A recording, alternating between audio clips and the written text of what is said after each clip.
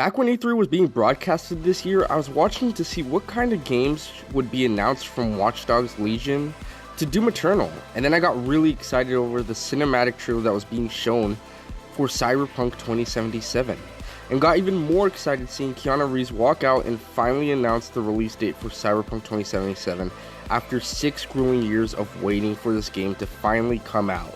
At that moment, I needed a game to keep me occupied because I just wanted to play a similar game in that sort of cyberpunk style of setting.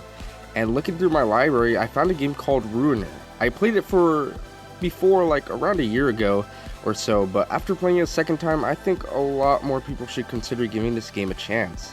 Especially those craving something in a dark, dystopian cyberpunk atmosphere. And so this is my review of Ruiner.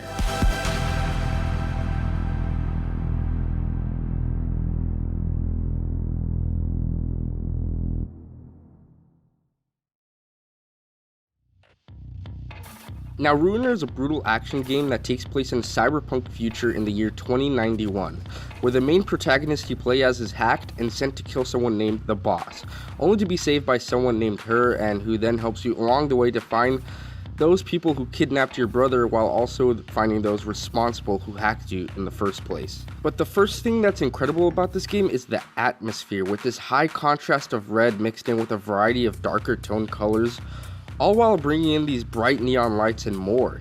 It just really draws you into this futuristic setting that I think they really did hit out of the park. Now, this game uses a lot of red throughout the gameplay. Even the HUD is just filled with these red icons, up to the point where it can feel sometimes overwhelming for some people. But personally, I really like the style this game was going for. I think it really fits the type of story they were giving and the type of setting that it was trying to provide an atmosphere. But the most important thing this game brings to the table is the brutal, fast-paced combat, and it is oh so fucking good.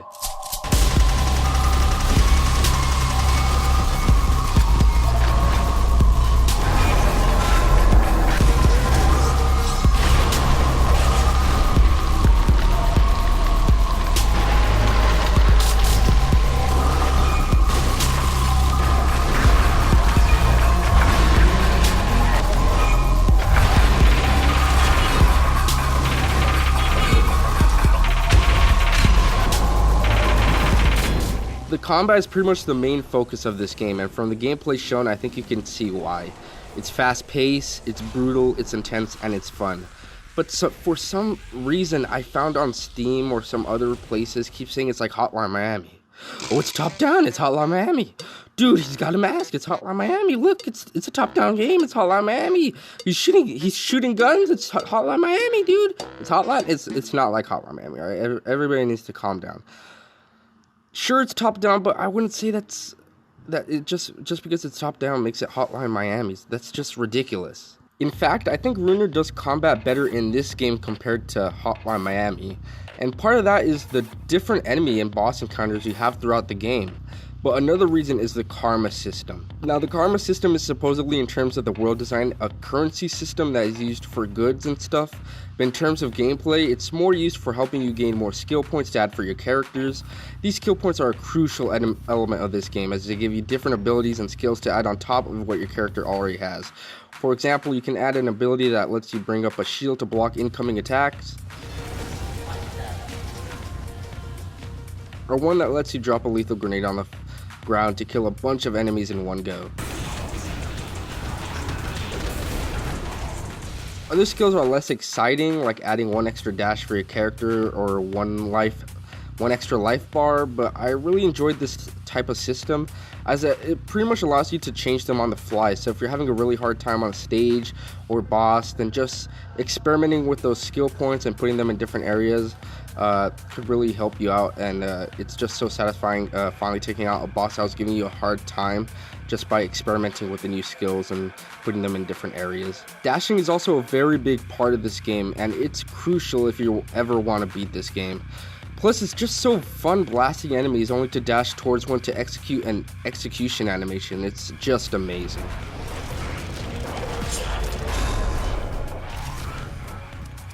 Another thing I really liked are the characters' arcs that pop up sometimes whenever you talk with some of the NPCs, and I like how they even included cutscenes in this game, because you don't really see that quite often in a lot of indie games, especially in this type of quality.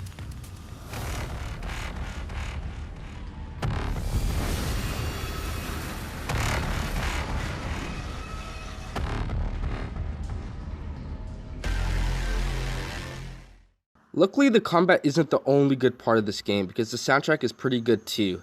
There's this one track that I like where it has this weird fizzy vibration noise with a simple beat to it, and it's just really interesting, and it just gives that tense moment when you're fighting all these enemies. It's just really great.